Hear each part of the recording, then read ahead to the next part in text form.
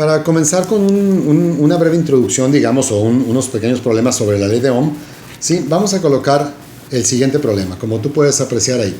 Dos LEDs amarillos se conectarán en serie a una fuente, puede ser una batería, de 12 volts. Calcular la resistencia que se ocupa con su código de colores con 5% de tolerancia y la potencia de la resistencia. Entonces, en primer lugar, hacemos nuestro diagrama. Observa cómo la fuente positivo-negativo, ¿sí? Recuerda que por convención mundial, o sea, la corriente circula de positivo a negativo. Observa también cómo yo no estoy colocando aquí, digamos, en el lenguaje, digamos, de electrónica, no estoy colocando los LEDs como debe ser porque esta es una primera incursión, ¿de acuerdo? A este tema, entonces los conecto de la forma que estás viendo, ¿sí? Ahora, yo sé que los LEDs amarillos, ¿sí?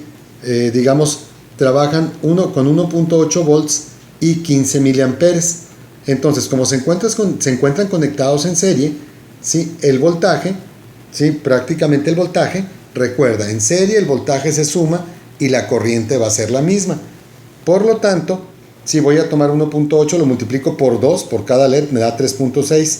Y entonces obtengo un voltaje, digamos, sobrante, ¿verdad? Yo tengo 12 volts, entonces me van a sobrar, por así decirlo, ¿verdad? 12 menos 3.6, es decir, tengo 8.4 volts. Entonces, con ese voltaje, para ese voltaje yo, pues ocuparé mi resistencia. Ahora, la corriente es la misma, circula la misma corriente, sí, por todo el circuito y por ambos LEDs, o sea, los 15 miliamperes que convertidos ya en amperes, sí, me da 0.015, sí. Entonces, recordando siempre que un ampere son 1000 miliamperes. Bueno, entonces aplicamos rápidamente por aquí ya la ley de Ohm.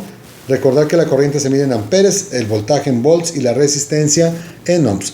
Me corro para este lado, aquí tengo I igual a V sobre R, hago mi despeje, ¿sí? Y voy a encontrar que mi resistencia es de 560 ohms. Ahora, me pide también el código de colores. Entonces, el código de colores, pues muy sencillo, ¿verdad? En una de las tablitas de colores, hay muchas por ahí, ¿sí? Yo sé que la primera banda tendrá que ser verde, ¿sí? La segunda azul, ¿sí? La tercera el multiplicador que es café.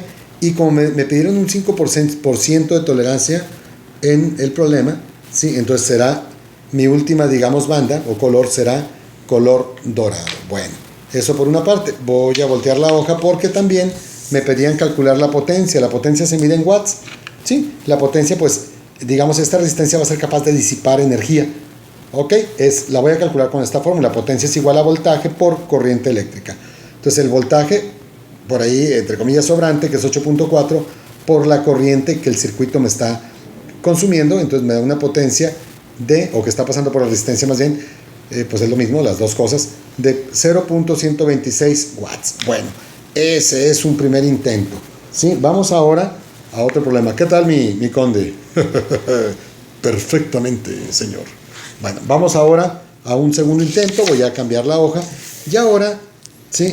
Nos dan un diagrama, como tú puedes apreciar, donde se muestran dos resistencias conectadas en serie. Entonces se calcula la resistencia equivalente y la corriente que circula por el circuito. Aquí está el pequeño circuito que me dan con dos resistencias en serie, ¿sí? Una fuente o batería, en este caso, pues de 12 volts, ¿sí? Y recordarte, en serie, entonces las resistencias o la resistencia equivalente, pues se va a sumar la resistencia 1 con la número 2. Para ello, me están dando a mí aquí un código, los códigos de colores. R1 me dicen que es rojo, naranja, café. Entonces la primera banda, al ser rojo, sí, entonces recuerda, tú por ahí tienes, hay muchos videos en la red, sí, con los códigos de colores. Yo rápidamente te muestro este, sí. Recuerda, te dicen que es rojo, entonces el rojo pues es primera banda 2. Luego te dicen que es naranja, ¿sí? Si lo buscas te dice entonces segunda banda, te dice que es 3 y la tercera café. Entonces café, observa cómo la café es por 10, por eso aquí te queda como tú observas. Y lo mismo hacemos con la resistencia 2, ahí lo tienes.